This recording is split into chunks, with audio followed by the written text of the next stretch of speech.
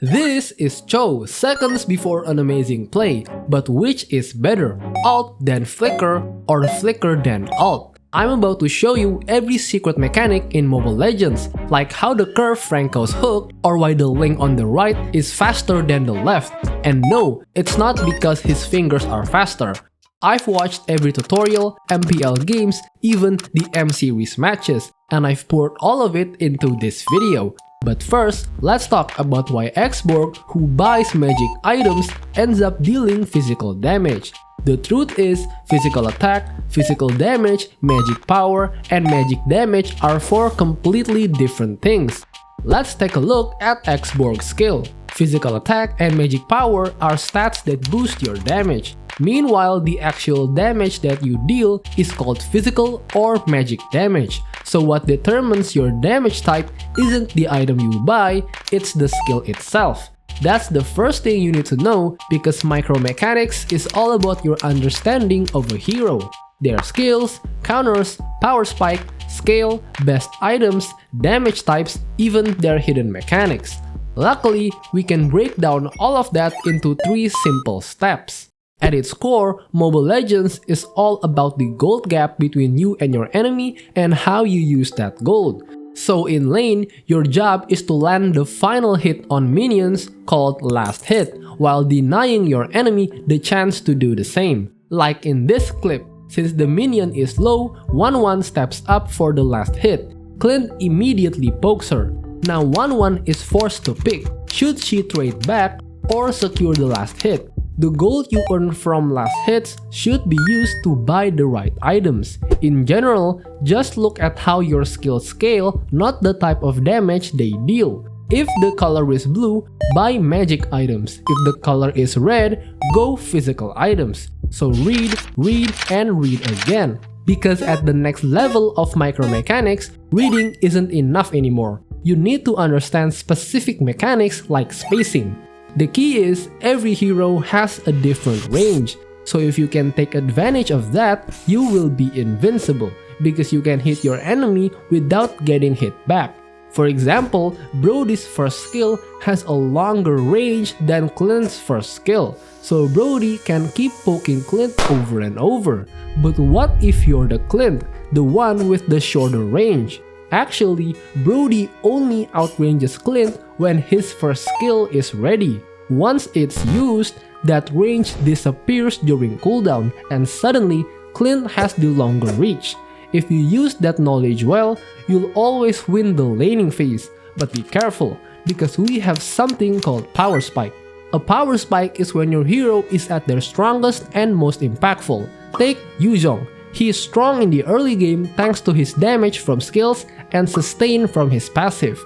In the mid game, he gets even stronger because his core items are built, making his damage and sustain even stronger. But in the late game, he falls off since enemies start building anti-heal, defense items, and penetration. So Yuzhong's power spike is from the early to mid game. Take a look at Arlott against Lucas. At level 2, Arlott wins because he can spam his second skill, but by level 4, Lucas takes over since his ultimate is way stronger than Arlott's.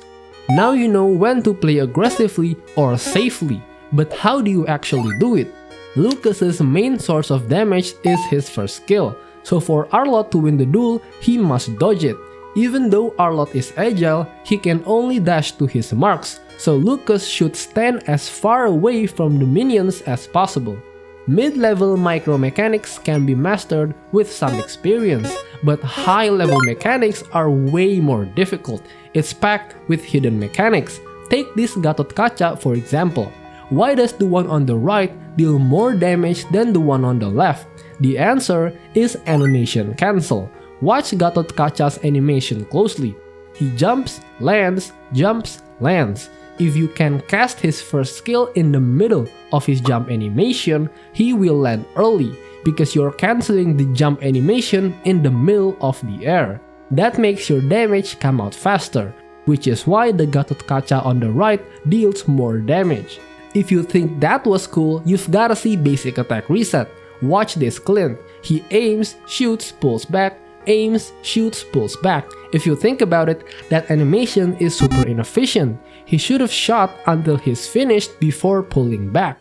Actually, you can cut that animation short. If you use a skill right after clean fires, the skill animation cancels the backward movement, making your attacks come out faster. Pretty cool, right? But not as cool as curving Franco's hook.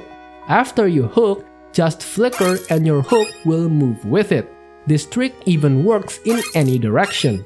Pretty sick, right? Now let's go back. Should Chow alt first then flicker, or flicker first then alt? The answer lies in a concept called input buffer, and no, it's not a buff. If that sounds confusing, forget the term and just focus on this example. Imagine your friend is a famous streamer. It's their birthday and you want to prank them by splashing them with water. The problem is you can only splash them from up close. So the question is, do you open the bottle first, then walk up to them, or walk up first, then open the bottle? The obvious answer is open the bottle first, then walk to them, so you can splash them the moment you're close enough. It's the same with Chow. When Chow presses his ult, it needs a nearby enemy to activate. If there's no target, the ult goes into the input buffer for a moment. While the ult is sitting in the input buffer, it will still activate if the condition is met. And in this case, that condition is having a nearby enemy.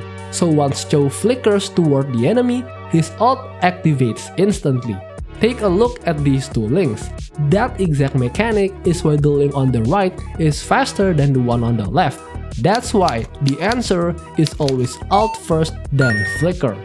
This video took a long time to make, so if you enjoyed it, I'm sure you'll love this video too.